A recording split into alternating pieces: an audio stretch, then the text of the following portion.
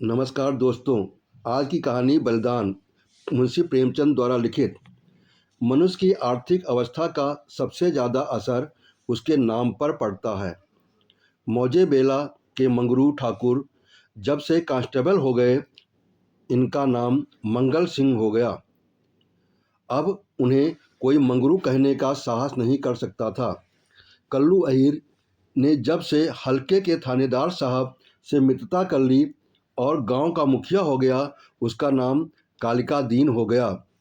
अब उसे कल्लू कहें तो आंखें लाल पीली करता है। इसी प्रकार हरखचंद कुर्मी अब हरखू हो गया। आज से 20 साल पहले उसके यहाँ शक्कर बनती थी, कई हल की खेती होती थी और कारोबार खूब फैला हुआ था। लेकिन विदेशी शक्कर की आमदनी ने उसे मटियामेट कर दिया। धीरे धीरे कारखाना टूट गया, जमीन टूट गई, ग्राहक टूट गए और वह भी टूट गया। 70 वर्ष का बूढ़ा जो तकिएदार माचे पर बैठा हुआ नारियल पिया करता, अब सिर पर टोकरी लिए खाद फेंकने जाता है। परंतु उसके मुख पर अब भी एक प्रकार की गंभीरता, बातचीत में अब भी एक प्रकार की अकड़, चाल ढाल में अब भी एक प्रकार का स्वाभिमान भरा हुआ है। इस पर काल की गति का प्रभाव नहीं पड़ा। रस्सी जल गई पर बल नहीं टूटा। भले दिन मनुष्य को चरित्र पर सदैव के लिए अपना चिन्ह छोड़ जाते हैं। हरखू के पास अब केवल 5 बीघा जमीन है, केवल 2 बैल हैं, एक ही हल की खेती होती है। लेकिन पंचायतों में आपस की कलह में उसकी सम्मति अब भी सम्मान की दृष्टि से देखी जाती है। वह जो बात कहता है बेलाग कहता है और गांव के अनपढ़े उनके सामने मुंह नहीं खोल सकते। हरखू ने अपने जीवन में कभी दवा नहीं खाई थी। वो बीमार जरूर पड़ता, कुआर मास में मलेरिया से कभी न बचता था, लेकिन 10-5 दिन में बिना दवा खाए ही चंगा हो जाता था। इस प्रकार कार्तिक भी बीमार पड़ा और यह समझकर कि अच्छा तो हो ही जाऊंगा, उसने कुछ परवाह न की। परंतु अब की ज्वार मौत का परवाना लेकर चला था। एक सप्ताह बीता, दूसरा सप्ताह बीता, पूरा महीना बीत गया, पर हरखू चारपाई से न उठा। अब उसे दवा की जरूरत मालूम हुई। उसका लड़का गिरधारी कभी नीम की सीखें पिलाता, कभी गुर्च की सत, कभी गद्दा पूर्णा की जड़, पर इन औषधियों से कोई फायदा न होता था। हरखू को विश्वास हो गया कि इस संसार में चलने के दिन आ गए। एक दिन मंगल सिंह उसे देखने गए। बेचारा टूटी खाट पर पड़ा राम नाम का जप रहा था। मंगल सिंह ने कहा, बाबा बिना दवा खाए अच्छे न होंगे, कुनैन क्यों नहीं खाते? हरखू ने उदासीन भाव से कहा, तो लेते आना। दूसरे दिन कालिका दीन ने आकर कहा, बाबा 2-4 दिन कोई दवा खा लो, अब तुम्हारी जवानी के दिन थोड़े हैं कि बिना दवा दर्पण के अच्छे हो जाओगे। हरखू ने उसी मंद भाव से कहा, तो लेते आना, लेकिन रोगी को देख आना एक बात है, दवा लाकर देना उसे दूसरी बात है। पहली बात शिष्टाचार से होती है, दूसरी बात संवेदना से। न मंगल सिंह ने खबर ली, न कालिका दीन ने, न किसी तीसरे ही ने। हरखू दालान में खाट पर पड़ा रहता। मंगल सिंह कभी नजर आ जाते तो कहता, भैया वो दवा नहीं लाए। मंगल सिंह कतराकर निकल जाते। कालिका दीन दिखाई देते तो उनसे भी यही प्रश्न करता, लेकिन वो भी नजर बचा जाते। या तो उसे सोचता ही नहीं था कि दवा पैसों के बिना नहीं आती, या वह पैसों को भी जान से प्रिय समझता था, अथवा जीवन से निराश हो गया था। उसने कभी दवा के दाम की बात नहीं की। दवा न आई, उसकी दशा दिनों दिन बिगड़ती गई। यहाँ तक कि 5 महीने कष्ट भोगने के बाद उसने ठीक होली के दिन शरीर त्याग दिया। गिरधारी ने उसका शव बड़ी धूमधाम के साथ निकाला। क्रियाक्रम बड़े हौसले से किया। कई गांव के ब्राह्मणों को निमंत्रित किया। बेला में होली न मनाई गई, न अबीर न गुलाल उड़ी, न डफली बजी, न भंग की नालियाँ बहीं। कुछ लोग इन मन में हरखू को कोसते जरूर थे कि इस बुढ़े को आज ही मरना था, 2-4 दिन बाद मरता, लेकिन इतना निर्लज्ज कोई न था कि शोक में आनंद मनाता। वह शरीर नहीं था जहाँ कोई किसी के काम में शरीक न होता, जहाँ पड़ोसी को रोने पीटने की आवाज़ हमारे कानों तक नहीं पहुँचती। हरखू के खेत गांव वालों की नज़र पर चढ़े हुए थे। 5 बीघा जमीन कुएं के निकट खाद पात से लदी हुई मेड़ बांध के से ठीक थी। उसमें 3-4 फसलें पैदा होती थीं। हरखू के मरते ही उन पर चारों ओर से धावे होने लगे। गिरधारी तो क्रियाक्रम में फंसा हुआ था। उधर गांव के मनचले किसान लाला ओंकार नाथ को चैन न लेने देते थे। नजराने की बड़ी बड़ी रकमें पेश हो रही थीं। कोई साल भर का लगान देने को तैयार था, कोई नजराने की दूनी रकम का दस्तावेज लिखने पर तुला हुआ था। लेकिन ओंकार नाथ सबको टालते रहते थे। उनका विचार था कि गिरधारी के बाप ने खेतों को 20 वर्ष तक जोता है, इसलिए गिरधारी का हक सबसे ज़्यादा है।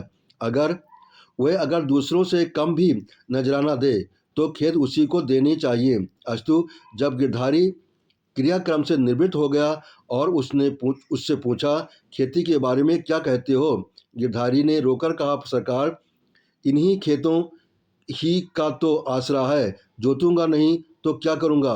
ओंकारनाथ, नहीं, जरूर जोतो, खेत तुम्हारे हैं, मैं तुमसे छोड़ने को नहीं कहता। हरखू ने उसे 20 साल तक जोता, उन पर तुम्हारा हक है, लेकिन तुम देखते हो अब जमीन की दर कितनी बढ़ गई है। तुम 8 रुपये बीघे पर जोतते थे, मुझे 10 रुपये मिल रहे हैं और नजराने के 100 अलग। तुम्हारे साथ रियायत करके लगान वही रखता हूँ, पर नजराने के रुपए तुम्हें देने पड़ेंगे। गिरधारी, सरकार, मेरे घर में तो इस समय रोटियों को भी ठिकाना नहीं है, इतने रुपए कहाँ से लाऊंगा? जो कुछ जमा जथा थी दादा के काम में उठ गई। अनाज खलिहान में है, लेकिन दादा के बीमार हो जाने से उपज भी अच्छी नहीं हुई, रुपए कहाँ से लाऊं? ओंकारनाथ, ये सत्य है, लेकिन मैं इससे ज़्यादा रियायत नहीं कर सकता। गिरधारी, नहीं सरकार, ऐसा न कहिए, नहीं तो हम बिना मारे मर जाएंगे। आप बड़े होकर कहते हैं तो मैं बैल बच्चियाँ बेचकर 50 रुपये ला सकता हूँ, इससे बेसी की हिम्मत मेरी नहीं पड़ती। ओंकारनाथ चिढ़कर बोले, तुम समझते होंगे कि हम ये रुपए लेकर अपने घर में रख लेते हैं और चैन की बंसी बजाते हैं, लेकिन हमारे ऊपर जो कुछ गुजरती है हम भी जानते हैं। वहीं कहीं यह चंदा, कहीं वह चंदा, कहीं यह नज़र, कहीं वह नज़र, कहीं यह इनाम, कहीं वह इनाम, इनके मारे कचूमर निकल जाता है। बड़े दिन में सैकड़ों रुपए डालियों में उड़ जाते हैं। जिसे डाली न दो वही मुंह फुलाता है। जिन चीज़ों के लिए लड़के तरस कर रह जाते हैं उन्हें बाहर से मंगाकर डालियाँ सजाता हूँ। उस पर कभी कानून गो आ गए, कभी तहसीलदार, कभी डिप्टी साहब का लश्कर आ गया, सब मेरे मेहमान होते हैं। अगर न करूँ तो नक्कू बनूँ और सबकी आंखों से कांटा बन जाऊं। साल में 1000-1200 मोदी को इसी रसद खुराक में के मन में देने पड़ते हैं। ये सब कहाँ से आए? बस यही जी चाहता है कि छोड़कर चला जाऊं, लेकिन हमें परमात्मा ने इसलिए बनाया है कि एक से रुपया सताकर लें और दूसरे को रो रो कर दें, यही हमारा काम है। तुम्हारे साथ इतनी रियायत कर रहा हूँ, मगर तुम इतनी रियायत पर भी खुश नहीं होते, तो हर की इच्छा, न जाने में 1 पैसे की भी रियायत न होगी। अगर 1 हफ्ते के अंदर रुपये न दाखिल करोगे तो खेत जोतने पाओगे, नहीं तो नहीं, मैं कोई दूसरा प्रबंध कर दूंगा। लेकिन सुभागी यूँ चुपचाप बैठने वाली स्त्री न थी। वह क्रोध से भरी हुई कालका दीन के घर गई और उसकी स्त्री को खूब लथेरा। कल का बानी आज का सेठ, खेत जोतने चले हैं, देखें कौन मेरे खेत में हल ले जाता है, अपना और मेरा लोहू एक कर दूं। पड़ोसिन ने उसका पक्ष लिया, तो क्या गरीबों को कुचलते फिरेंगे? सुभागी ने समझा, मैंने मैदान मार लिया। उसका चित्त बहुत शांत हो गया, किंतु वही वायु जो पानी में लहरें पैदा करती हैं, वृक्षों की जड़ से उखाड़ डालती हैं, सुभागी तो पड़ोसियों की पंचायत में अपने दुखड़े रोती और कालकादीन की स्त्री से छेड़ छेड़ लड़ती। इधर गिरधारी अपने द्वार पर बैठा हुआ सोचता, अब क्या हाल होगा, अब ये जीवन कैसे कटेगा, ये लड़के किसके द्वार पर जाएंगे। मजदूरी का विचार करते ही उसका हृदय व्याकुल हो जाता। इतने दिनों तक स्वाधीनता और सम्मान को सुख भोगने के बाद अधम चाकरी की शरण लेने के बदले वो मर जाना अच्छा समझता था। वह अब तक गृहस्थ था, उसका गणना गांव के भले आदमियों में थी। उसे गांव के मामले में बोलने का अधिकार था। उसके घर में धन न था पर मान था। नाई, कुम्हार, पुरोहित, भाट, चौकीदार ये सब उसका मुंह ताकते थे। अब ये मर्यादा कहाँ? अब कौन उसकी बात पूछेगा, कौन उसके द्वार आएगा? अब उसे किसी के बराबर बैठने का, किसी के बीच में बोलने का हक नहीं रहा। अब उसे पेट के लिए दूसरों की गुलामी करनी पड़ेगी। अब पहर रात रहे, कौन बैलों को नाद में लगाएगा? वो दिन अब कहाँ? वो गीत गाकर हल चलाता था। चोटी का पसीना एड़ी तक आता था, पर जरा भी थकावट न आती थी। अपने लहलहाते हुए खेत को देखकर फूला न समाता था। खलिहान में अनाज का ढेर सामने रखे हुए अपने को राजा समझता था। अब अनाज को टोकरे भर भर कर कौन लाएगा? अब खेती कहाँ है, बखार कहाँ है?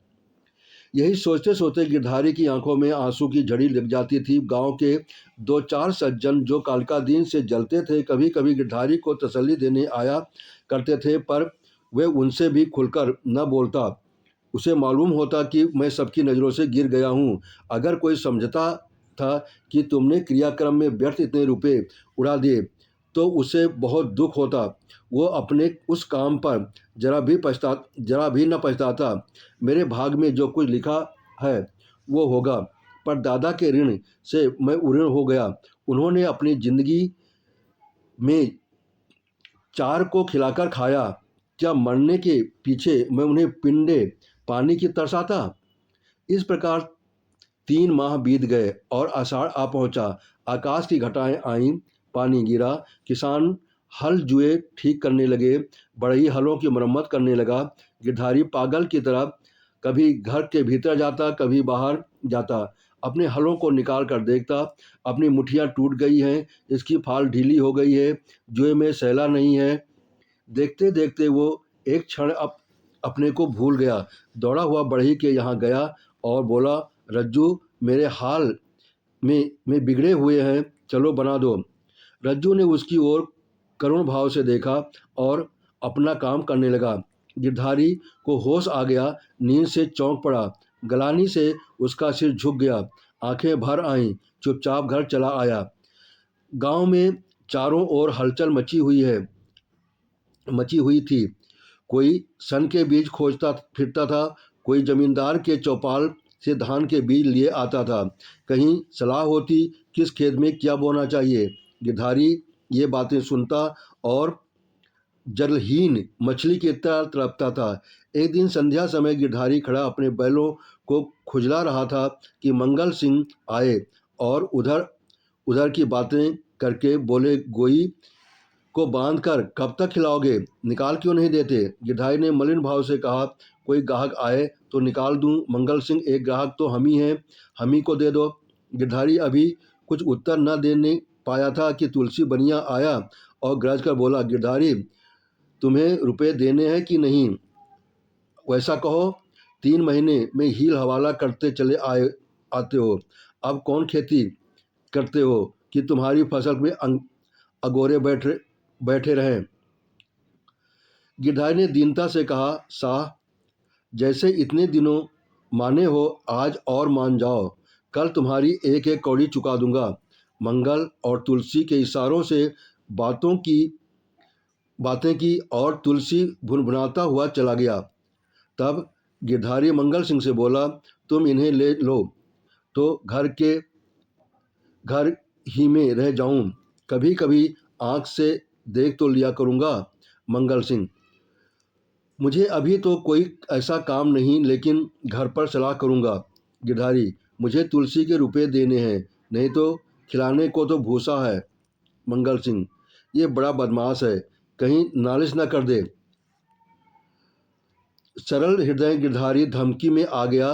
कार्यकुशल मंगल सिंह को सस्ता सौदा करने का अच्छा अवसर मिला। 80 रुपये की जोड़ी 60 रुपये में ठीक कर ली। गिरधारी ने अब तक बैलों को न जाने किस आशा से बांध कर खिलाया था। आज आशा का वह कल्पित सूत्र भी टूट गया।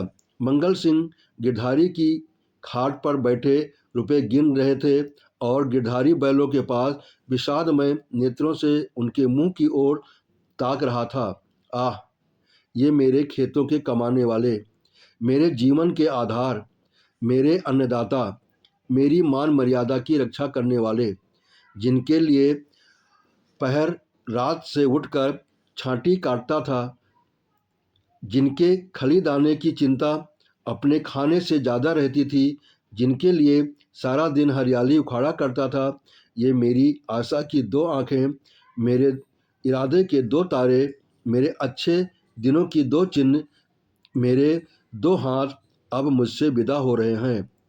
जब मंगल सिंह ने रुपए गिन कर रख दिए और बैलों को ले चले, तब गिरधारी उनके कंधों पर सिर रखकर खूब फूट फूट कर रोया। जैसा कन्या मायके से विदा होते समय माँ बाप के पैरों को नहीं छोड़ती, उसी तरह गिरधारी इन बैलों को न छोड़ता था। सुभागी भी दालान में पड़ी रो रही थी और छोटा लड़का मंगल सिंह को एक बांस की छड़ी से मार रहा था। रात को गिरधारी ने कुछ नहीं खाया, चारपाई पर पड़ा रहा। प्रातःकाल सुभागी चिलम भरकर ले आई तो वो चारपाई पर न था। उसने समझा कहीं गए होंगे, लेकिन जब 2-3 घड़ी दिन चढ़ आया और वो न लौटा तो उसने रोना धोना शुरू किया। गांव के लोग जमा हो गए, चारों ओर खोज होने लगी, पर गिरधारी का पता न चला। गिरधारी उदास और निराश होकर घर आया। 100 रुपये का प्रबंध करना उसके काबू से बाहर था। सोचने लगा, अगर दोनों बैल बेच दूं तो खेत ही लेकर क्या करूंगा? घर बेचूं तो यहाँ लेने वाला ही कौन है? और फिर बाप दादों का नाम डूबता है। 4-5 पेड़ हैं, लेकिन उन्हें बेचकर 25 रुपये या 30 रुपये से अधिक न मिलेगा। उधार लूं तो देता कौन है? अभी बनिए के 50 रुपये सिर पर चढ़े चढ़े हैं, वो एक पैसा भी न देगा। घर में गहने भी तो नहीं हैं, नहीं उन्हीं को बेचता। ले देकर एक हंसली बनवाई थी, वो भी बनिए के घर पड़ी हुई है, साल भर हो गया है, छुड़ाने की नौबत न आई। गिरधारी और उसकी पत्नी सुभागी दोनों ही इसी चिंता में पड़े रहते, लेकिन कोई उपाय न सोचता था।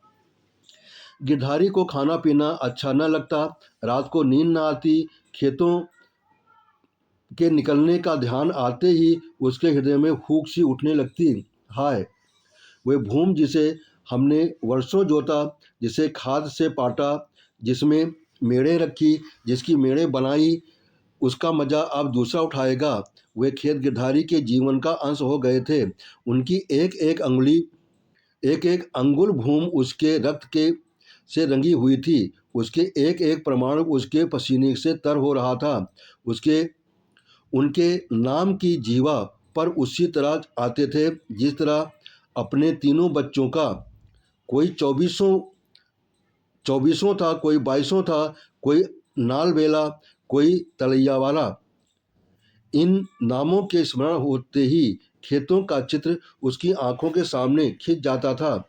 वह इन खेतों की चर्चा इस तरह करता मानो वे सजीव हों, मानो उसके भले बुरे के साथी हैं। उसके जीवन की सारी आशाएं, सारी इच्छाएं, सारे मंसूबे, सारी मिठाइयाँ, सारे हवाई किले इन्हीं खेतों पर अवलंबित थे। इसके बिना वे जीवन की कल्पना भी नहीं कर सकता था और वे ही सब हाथ से निकल गए जाते थे। वह घबरा कर घर से निकल जाता और घंटों खेतों की मेड़ों पर बैठा हुआ रोता, मानो उसने विदा हो रहा है। इस तरह 1 सप्ताह बीत गया और गिरधारी रुपये का कोई बंदोबस्त न कर सका।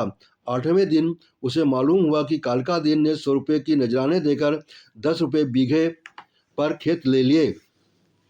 गिरधारी ने एक ठंडी सांस ली। एक क्षण के बाद वो अपने दादा का नाम लेकर बिलख बिलख कर रोने लगा। फिर उस दिन घर में चूल्हा नहीं जला। ऐसा मालूम होता था मानो हरखू आज ही मरा है। संध्या हो गई थी, अंधेरा छाया हुआ था। सुभागी ने दिया जलाकर गिरधारी के सिरहाने रख दिया था और बैठी द्वार की ओर ताक रही थी कि सहसा उसके पैरों की आहट मालूम हुई। सुभागी का हृदय धड़क उठा। वो दौड़कर बाहर आई, इधर उधर ताकने लगी। उसने देखा कि गिरधारी बैलों की नाद के पास से झुकाए खड़ा है। सुभागी बोल उठी, घर आओ। वहाँ खड़े क्या कर रहे हो? आज सारे दिन कहाँ रहे? ये कहते हुए गिरधारी की ओर चली। गिरधारी ने कुछ उत्तर न दिया। वो पीछे हटने लगा और थोड़ी दूर जाकर गायब हो गया। सुभागी चिल्लाई और मूर्छित होकर गिर पड़ी। दूसरे दिन कालका दिन हल लेकर अपने नए खेत पर पहुंचे। अभी कुछ अंधेरा था। वो बैलों को हल में लगा रहे थे कि यकायक उन्होंने देखा गिरधारी खेत की मेड़ पर खड़ा है। वही मिर्जई, वही पगड़ी, वही सोंटा।